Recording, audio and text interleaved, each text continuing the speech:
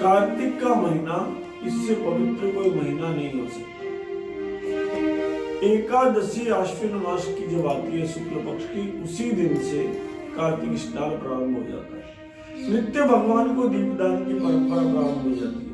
नित्य कार्तिक के ठाकुर दामोदर की उपासना प्रारंभ हो जाती है। प्रातः काल सूर्योदय से पहले उठना, स्नान करना, मंदिर जाना, कार्तिक के ठाकुर दामोदर भगवान की कथा सुनना, इससे पवित्र महीना क्या हो सकता है। इसी महीने में एक अद्भुत पर्व मनाया जाता है जिसका नाम है तुलसी विवाह।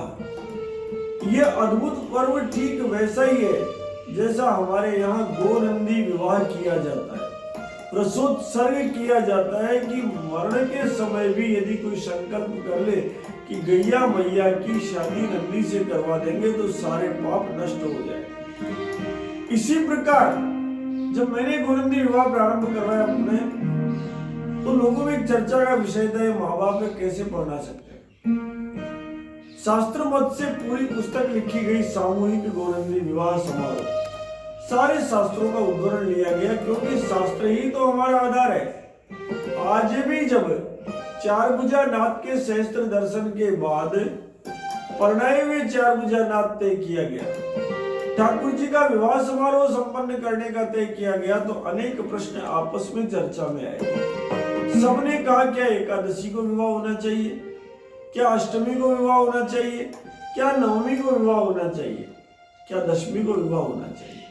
ठाकुर जी के 1000 रूप, 1000 जन्म, 1000 अवतार, अवतारावे असंख्य, असंख्य अवतार, धरती पर धूलि के कण गिन सकते हैं, लेकिन ठाकुर जी कितनी बार आए कोई पता नहीं है। इतनी बार ठाकुर आए, नरसिंह मेहता के जीवन में 52 बार अवतार लिया है भगवान ने। कभी खाती बने तो कभी भाती बने, हर वक्त जब जब याद किया तब तब अवतार ठाकुर जी लेते हैं। हमारे जीवन में भी पता नहीं कितनी बार आते हैं, इसलिए अवतारा वे असंख्या। लेकिन विवाह कब किया जाए? पवित्र कार्तिक का महीना, ऐसा महीना जिसमें गोवत्स द्वादशी के दिन से दीपावली चालू हो जाती है। गाय के बछड़े का जन्मदिन मनाया जाता है दीप जलाकर। धनतेरस के दिन समुद्र मंथन की कथा की जाती है।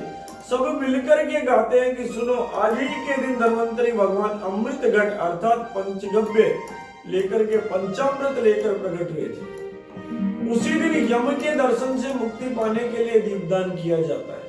अद्भुत से अद्भुत हमारे पूर्वज रहे।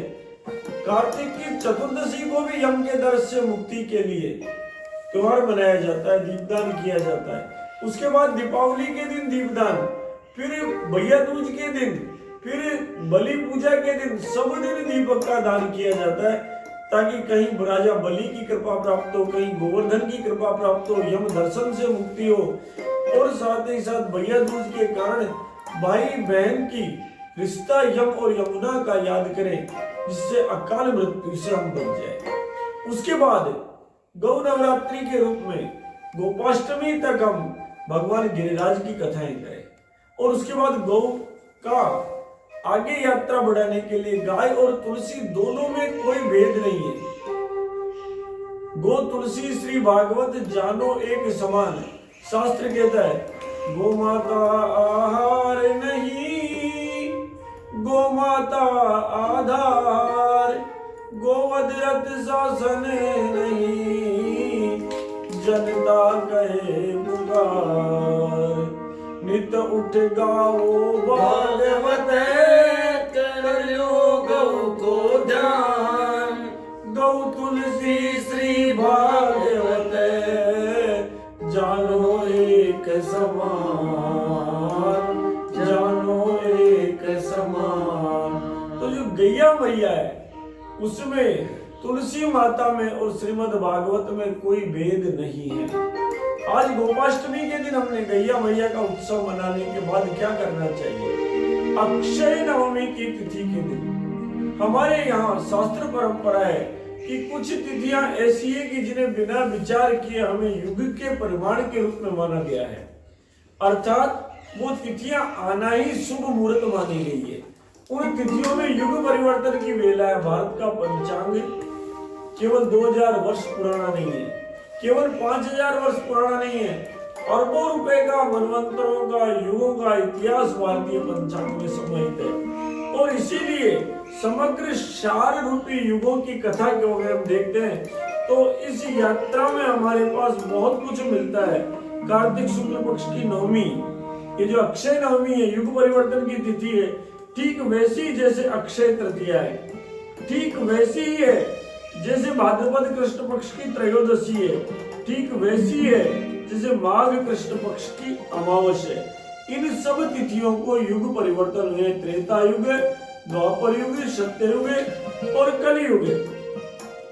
इसी प्रकार चैत्र की शुक्ल पक्ष की तृतीया व पूर्णिमा, कार्तिक की पूर्णिमा, कार्तिक शुक्ला द्वादशी, आषाढ़ शुक्ल दशमी, पूर्णिमा, ज्येष्ठ मास की पूर्णिमा, फाल्गुन शुक्ल पूर्णिमा, आश्विन शुक्ल नवमी, माघ शुक्ल सप्तमी, पौष शुक्ल एकादशी, भाद्रपद शुक्ल त्रयोदशी, तीज, श्रावण कृष्ण पक्ष अष्टमी व भाद्रपद कृष्ण पक्ष अष्टमी भी मनवंतरादि तिथि है, अर्थात इन दिनों में मनवंतरों का परिवर्तन हुआ है। तो 14 मनवंतर जब पलटे, 4 युग जब पलटे, ये तिथियां अक्षय पुण्य की तिथि मानी गई है। और इसीलिए कार्तिक की जो ये नवमी है शुक्ल पक्ष की, इसे अक्षय शब्द नाम दिया है, क्योंकि इस दिन जो भी व्रत किया जाता है वो अक्षय परिणाम देता है, अक्षय पुण्य का लाभ देता है। इसलिए कार्तिक की ये जो नवमी है ये अति पवित्र, अति पवित्र, अति पवित्र तिथि है और ये वेद रक्षा के ईश्वरीय कार्य की द्योतक तिथि है। शास्त्र क्या कहता है? स्कंद पुराण प्रमाणित करती है कि इस दिन तुलसी विवाह किया जा सकता है। हमारे मन का आज का प्रश्न एक था कि क्या एकादशी के अलावा विवाह किया जा सकता है देवउठनी एकादशी के? हाँ, सबसे प्रधान विवाह तुलसी और भगवान का, विष्णु का जो किया जाता है वो नवमी के दिन किया जाता है, फिर दशमी के दिन किया जाता है, फिर देवोत्थान एकादशी के दिन किया जाता है। यह शास्त्र मत हमें मिलता है स्वयं ब्रह्मा जी का कहा हुआ। स्वयं ब्रह्मा जी कहते हैं स्कंद पुराण में, कार्तिक शुक्ल नवमी के दिन युग का प्रारंभ हुआ था, इसलिए वह तिथि दान और उपवास के लिए बहुत ही पवित्र तिथि है। इस दिन तुलसी महारानी का विवाह और इस तिथि को नवमी से एकादशी तक शास्त्रोक्त विधि से तुलसी महारानी का विवाह करने वाले को कन्यादान का लाभ मिलता है। अर्थात अक्षय नवमी के दिन हम यदि गोबर से स्नान करके, पंचगव्य का पान करके, भगवान के मंत्र का जाप करके, ओम नमो भगवते वासुदेवाय का जाप करके, भगवान की सोने की मूर्ति, चांदी की मूर्ति अथवा जो सहस्त्र दर्शन बच्चों ने तैयार किया है, इस सहस्त्र दर्शन को सामने रख के इसके बगल में यदि तुलसी का पौधा लगा दे और मान ले कि उस समय विवाह संस्कार संपन्न करे, पीले चावल करे, भगवान के हल्दी चढ़ाए, शास्त्रों में कहा गया है हल्दी चढ़ाए, तो मान के चले न कार्तिक समो मासो, कार्तिक के मुकाबले कोई महीना ही नहीं है। इस मास का अत्यधिक पवित्र महत्व है क्योंकि इसी मास में तो अक्षय रिश्ता बनता है। करवा चौथ का व्रत इसी मास में आता है। इसी मास में दीपावली है, धरती पर लक्ष्मी का आगमन होता है और इसी मास पर गोवर्धन पूजा होती है और इसी मास में आंवले की पूजा होती है। अक्षय नवमी के दिन अक्षय अक्षय पुण्य देने वाला महीना है। तो फिर कैसे करें इस दिन विवाह? आज पहले चरण में हम केवल ये तय करें कि हम नवमी से विवाह कर सकते हैं। नवमी को प्रधान स्थान श्री चार भुजानाथ का जो मंदिर है गढ़ में, जहां पर दीपावली मनाई गई, वहां पर विवाह संपन्न सारे लोग आकर करें। 1000 नहीं तो 100 गांवों से लोग आए, परिचर्चा करें कि हमने दीपावली कैसे मनाई, हमने दीपावली में कहां क्या किया, किस जगह विशेष काम हुआ, आगे की योजना बनाए और साथ में क्या करें, तुलसी शालिग्राम का विवाह संपन्न करें। ये जो सहस्त्रभुज दर्शन है, इस सहस्त्र दर्शन के साथ तुलसी महारानी का पौधा रखें और उसके बाद बचे हुए 2 दिन में हर गांव में छोटा छोटा आयोजन, सात्विकता से भरा हुआ, आध्यात्मिकता से भरा हुआ, दिखावे से भरा हुआ नहीं, इन दोनों चीजों से भरा हुआ और दिखावे से रहित छोटा छोटा आयोजन करें और भगवान विष्णु को अब परिणाए हुए सहस्त्रभुज बना दें। ये जो सहस्त्र दर्शन है, अब तक ठाकुर जी का बाल रूप था, निज आयुध भुज चारी, दीपावली पे मैंने कहा था। कौशल्या माता के सामने जो प्रकट हुए वो बाल रूप था, अब उनका युवा रूप था कि वो शांताकार भगवान अब सृष्टि का कल्याण कर सके। करना है क्या हमें भगवान की षोडशोपचार पूजा करें, पुरुष सूक्त लें, प्राण प्रतिष्ठा करें, तुलसी महारानी को सामने रखें, भगवान के पास बिठाएं, नांदी श्राद्ध करें, पुण्याह वाचन करे, सुमुखस्य दंतस्य कपिलो गजकर्णके लंबोदरस्य विकटो विघ्ननाशो विनायके धूम्रकेतु गणाध्यक्षो बालचंद्रो गजानन द्वादशेतानि नामानि ये पढ़े सुनियादपि। यहाँ से प्रारंभ करके यत्र योगेश्वर है कृष्णो यत्र पार्थो धनुर्धर है तत्र श्री विजय भूतिर ध्रुव नीतिर मतिर मम, ये पुण्याह वाचन करे और पुण्याह वाचन करके प्रतिमा के समक्ष, इसी प्रतिमा के समक्ष, दिव्य स्वरूप के समक्ष भगवान से प्रार्थना करें, आगच्छ भगवन् देव अर्चयिष्यामि केशव, आगच्छ भगवन् देव अर्चयिष्यामि केशव, तुभ्यं दास्यामि तुलसीं सर्वकामप्रदो भव, सर्वकामप्रदो भव। हे चार भुजानाथ, आप आइए मेरे मंडप में विराजमान होइए। हे आगच्छ भगवान, आप आइए। देव अर्चयिष्यामि केशव, मैं आपकी अर्चना करना चाहता हूँ, आप आ जाइए। कृष्ण, हे ठाकुर आप आ जाइए, मैं क्यों बुला रहा हूँ आपको। तुभ्यं दास्यामि तुलसीम, मैं आपको तुलसी माता को कन्या के रूप में देना चाहता हूँ ताकि मेरे जीवन में सारी कामनाएं फलीभूत हो। इस भाव से सबसे पहले चार भुजानाथ का आह्वान करें और आह्वान करके उन्हें विराजित करके भगवान के नाम का संकीर्तन करें और संकीर्तन करने के पश्चात इस विवाह का आनंद प्राप्त करें, जो मैं आपको प्रत्येक भाग में नवमी से पहले पूरा विधिवत बताऊंगा। पहले कीर्तन का आनंद लें और भगवान चार भुजानाथ को सारी सृष्टि का संकट मिटने का कीर्तन सुने, फिर आगे बढ़े। श्री कृष्ण गोविंद हरे मुरारे, हे नाथ नारायण वासुदेव। श्री कृष्ण गोविंद हरे मुरारे, हे नाथ नारायण वासुदेव। अग्रे कुरुणामथ पांडवानां दुःशासनेन हतवस्त्रकेशा, कृष्णात् ददातु गोविंद दामोदर माधवेति। जिस समय कौरवों और पांडवों की भरी सभा में दुशासन पकड़कर द्रौपदी के वस्त्र खींच रहा था, उस समय में द्रौपदी जिसका कोई दूसरा नाथ नहीं था, उसने तीन ही नाम चिल्लाते हुए बोले थे, हे गोविंद मेरी लाज रखो, हे दामोदर मेरी लाज रखो, हे माधव मेरी लाज रखो। श्री कृष्ण विष्णु मधुकेट मारे, भक्तानुकंपिन भगवन मुरारे, त्रायस्वम केशव लोकनाथ, गोविंद दामोदर माधवेति, गोविंद दामोदर माधवेति, गोविंद दामोदर माधवेति। चिल्लाकर उसने कहा, हे कृष्ण, हे विष्णु, हे मधुकेटम के संगारी, हे माधव, हे भक्तों पर असीम अनुकंपा करने वाले कृष्ण, हे मुरारी, हे केशव, हे लोकेश्वर, हे गोविंद, हे दामोदर, हे माधव, आ जाओ ना मेरी रक्षा करो। विक्रेतु कामा खिल गोप कन्या, मुरारी पादार्पित चित्त वृत्ति, तत्यादिकं वशाद्यमोचत्, गोविंद दामोदर माधवेति, गोविंद दामोदर माधवेति। एक कन्या, गोप कन्या माथे पर फल लेकर जा रही थी। आम रखे हुए हैं, अमरूद रखे हुए हैं, केला रखा हुआ है और सेब रखी हुई है। बोलना चाहती है केला ले लो, सेब ले लो, लेकिन हृदय में कृष्ण बसे हुए हैं, इसलिए वो हृदय में भगवान के चरणारविंद को याद करके मुरारी पादार्पित चित्त वृत्ति याद करती हुई कहती है, मोह में ग्रसित है, आनंद ले रही है। गोविंद ले लो, दामोदर ले लो, माधव ले लो।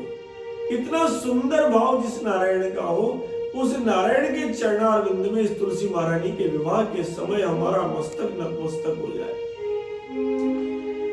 उल्लू करे समृत तंडुलास्य, संघंटयन्त्यो मुसले प्रमुग्धा, गायन्ति गोप्यो जनितानुरागा, गोविंद दामोदर माधवेति, श्री कृष्ण गोविंद हरे मुरारे, हे नाथ नारायण वासुदेव, श्री कृष्ण गोविंद हरे मुरारे, हे नाथ नारायण वासुदेव, श्री कृष्ण गोविंद हरे मुरारे, हे नाथ नारायण वासुदेव। मुसल लेकर एकमात्र शक्ति बाजरा कूट रही है। मन में है कृष्ण, तन में है घर का काम। देखो काम करते हुए भगवान की भक्ति कैसे होती है। ना तो उगड़ मुसल छोड़ रही है, ना बाजरा कूटना छूट रही है, और ना राम का नाम लेना छूट रही है। उगड़ मुसल में धुन चल रही है उसकी। कौन सी मुसल चल रही है? पहला धुन मार रही हो, गोविंद दामोदर माधवेति, गोविंद दामोदर माधवेति, गोविंद दामोदर माधवेति, गोविंद दामोदर माधवेति, श्री कृष्ण गोविंद हरे मुरारे, हे नाथ नारायण वासुदेव। काम भी हो रहा है साहब, उसका खिचड़ा भी बन रहा है, खिचड़े की कुटाई भी हो रही है, उंगड़ भी काम कर रहा है, मूसल भी काम कर रहा है, और साथ में भगवान का नाम भी चल रहा है। इसी प्रकार जैसे कि चित्तौड़ में लोग निरंतर राम जी का नाम भी ले रहे हैं, तभी तो 16 करोड़ राम नाम हो गए, और काम भी करते जा रहे हैं। तो काम भी करते रहो, उंगल में मूसल चलाते भी रहो, और साथ में राम जी को भी गाते रहो।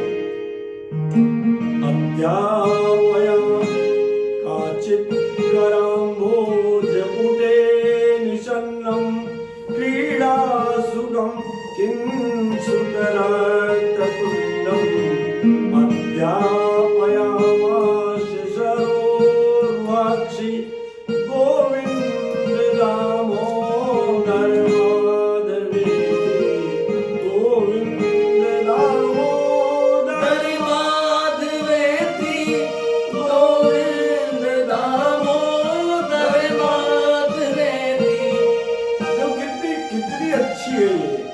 गोपालाएं। अभ्यास के लिए घर पर मनोविनोद के लिए एक तोता पाल रखा है और उस तोते को बार बार, उस रक्तवर्ण वाली चोंच वाले तोते को बार बार क्या सिखा रही है? बोल सुआ राम राम, मीठी मीठी मारी राम, सोने के लिए तार सुआ पिंजरो जलाऊं रे, पिंजरे में मोतियारी झालर लगाऊं रे, बोल सुआ राम राम। मेरा का भाव है, कितने सुंदर भाव से वो गोपालाएं कह रही है, उसको बड़े कान में सुना रही है मनोविनोद करती हुई।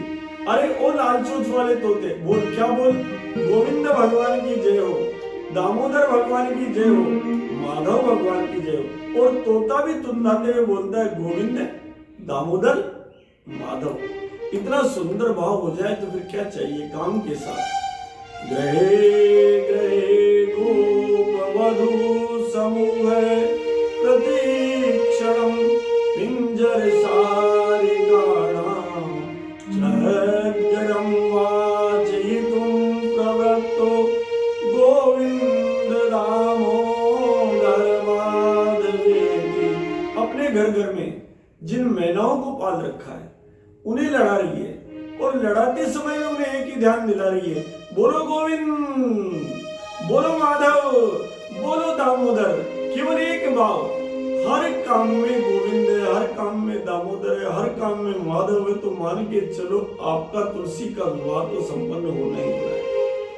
भाव जगत में यदि माधव आ गया, पर्यंकिका वाजमलम कुमारम रश्वापयन्तो किल गोप कन्या जगू प्रबंध स्वर्गाल बंदम गोविंद दामोदर माधवेति।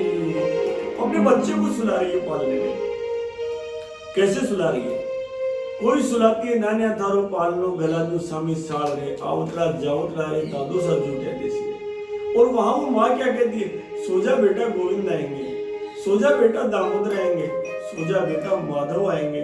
अब इतना पवित्र जब भाव हो जाए तो क्या चाहिए? फिर उस पवित्रता का चरमोत्कर्ष देखिए आप।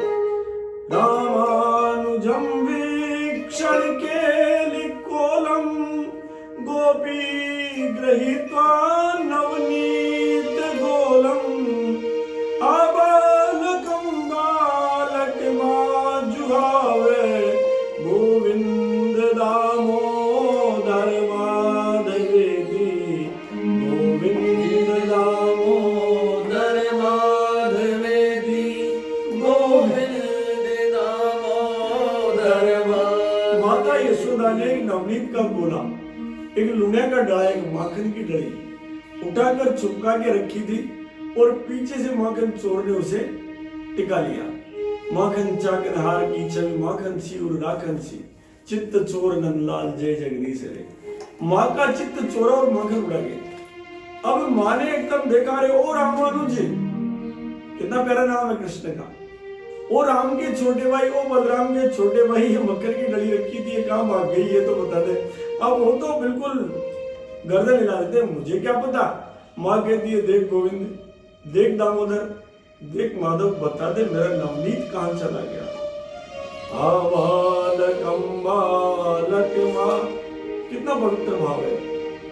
विचित्र वर्णा वर्णाभिरामे विदेहि वक्ताम्बुजराज हंसी, सदा मदीये रशिने गृरंगे गोविंद दामोदर माधवेति, गोविंद दामोदर माधवेति, गोविंद दामोदर माधवेति।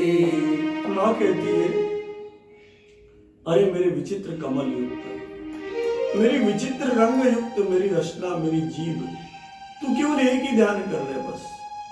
ओ गोविंद, ओ दामोदर, ओ माधव, तू माखन चुराए तो ठीक, तू नटखटपना करे तो ठीक, तू कुछ भी करे, बस तेरा नाम मेरी जीभ पर जमा रहे। हे माधव, इससे पवित्र कुछ नहीं। अंकादिरुड्डम शिशुगोपगुड्डम स्तनम दयंतम कमलेकांतम संबोधयामास मुदा यशोदा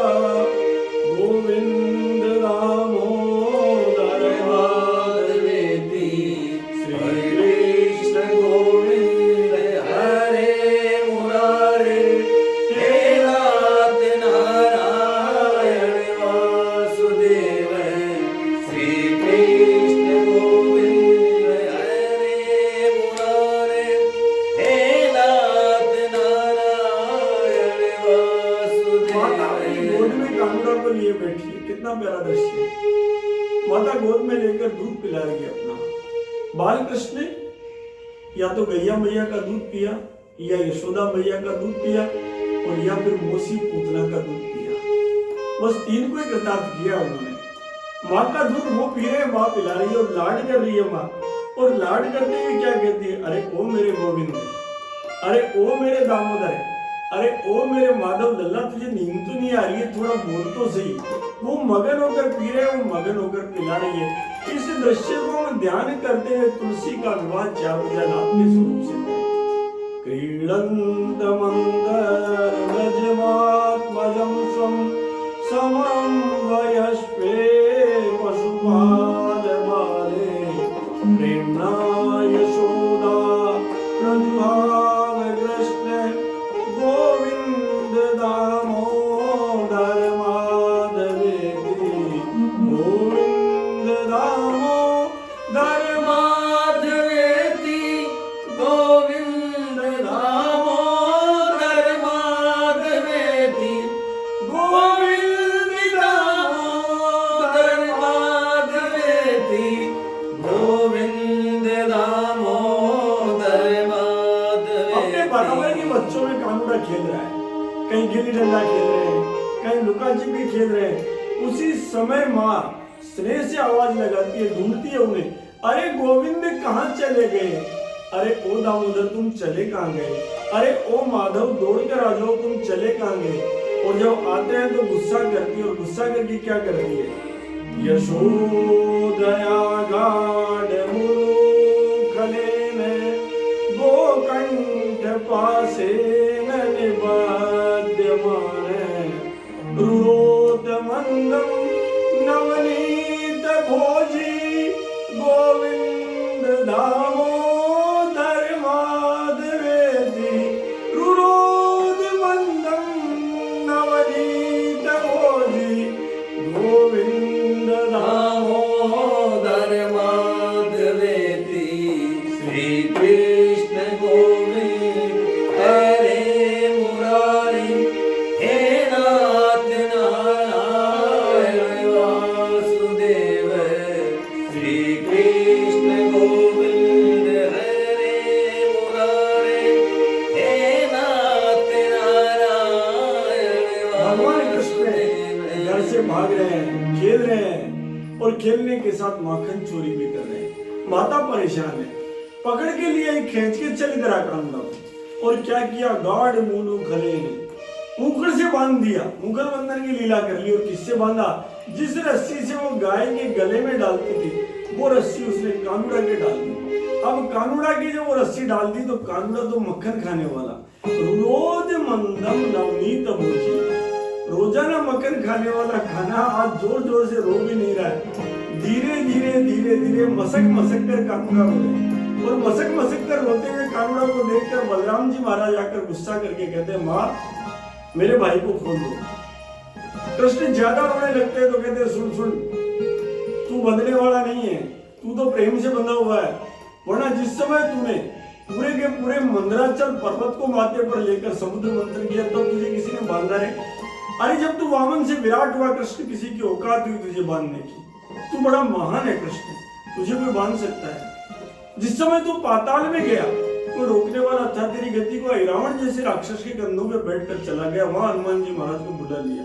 हनुमान जी महाराज की शक्ति तू बना, इसलिए कृष्ण को बांधे को छाड़े इनको, ये महिमा यही एक जाने।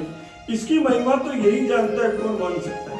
कानूड़ा तुझे कोई नहीं बांध सकता, पर लीलाधारी तू जो माँ के हाथ से बंधा हुआ है ना, तू केवल प्रेम से बनता है। माँ जब थक गई तो तू बैठा बैठा रो रहा है, इसलिए झूठा मत रो तू कृष्ण।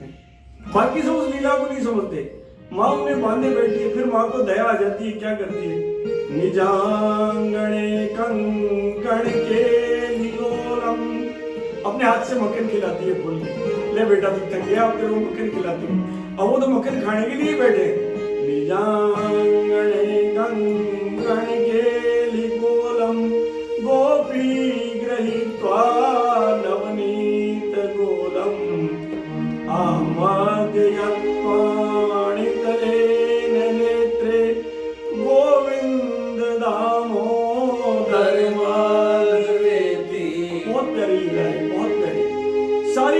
उलाहना देने आई थी कि यशोदा अब तेरे गोपाल को संभाल ले, घर घर में मटकियां फोड़ता फिर रहा है।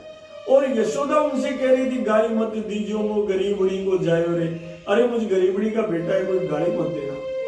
ये कैसे कहे देवकी का बेटा है, मुझ गरीबड़ी का बेटा है, कोई गाली मत देना, इसका भला ही भला करती हो।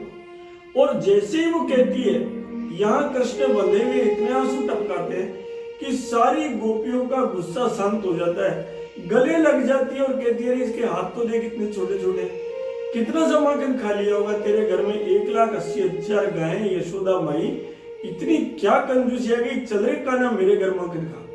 एक एक पकड़ पकड़ के लेके जाती है और वो कहते हैं सुनो, जब गोपियां पकड़ कर ले जाती है तो भगवान कृष्ण के नेत्रों में आंसू भरे हुए हैं, आंसू पहुंचते हुए एक एक गोपी के साथ चल देते, चल तेरे घर का माखन खाऊंगा, चल तू भी मेरी माँ है तेरा खाऊंगा, चल तू भी मेरी माँ है तेरा खाऊंगा। और घर घर प्रकट हुई ये बात, सारे घरों में प्रकट हो गई कि यशोदा का बेटा सबका बेटा है, सबके घर जाकर माखन खाता है। ग्रहे ग्रहे गोप वधू कदम्बा सर्वे मिलित्वा समवाययोगे पुण्यानि नामानि पठन्ति नित्यं गोविन्द दामोदर माधवेति श्री कृष्ण गोविंद हरे मुरारे हे नाथ नारायण वासुदेव। घर घर में तीर्थ बन गया सब, हर गोपी के घर में वो योगी बन गई गोपी, और योगी बन के सारी की सारी कांगड़ा को भोग लगाने लगी और गाने लग गई, हे गोविंद तेरी जय हो, हे माधव तेरी जय हो, हे दामोदर तेरी जय हो। आज की यात्रा को इसी भाव पर विराम देते हैं और कल फिर हम चर्चा करेंगे कि कैसे तुलसी का विवाह भगवान विष्णु से होना है। नवमी तक हमें चर्चा करेंगे, फिर नवमी से लेकर एकादशी तक पूरे 1008 गांवों में इसी प्रकार हमारे चार भुजानाथ पढ़ाए हुए चार भुजानाथ श्रेष्ठ दर्शन के रूप में नया गौरव प्राप्त करेंगे। पूरे चार भुजानाथ की जय, पूरे जगत जननी गौ माता की जय, पूरे भारतीय नंदी भगवान की जय, पूरे भारत के बैल भगवान की जय, पूरे भारत के बछड़ा भगवान की जय, पूरे भारत के बछड़ी भगवान की जय।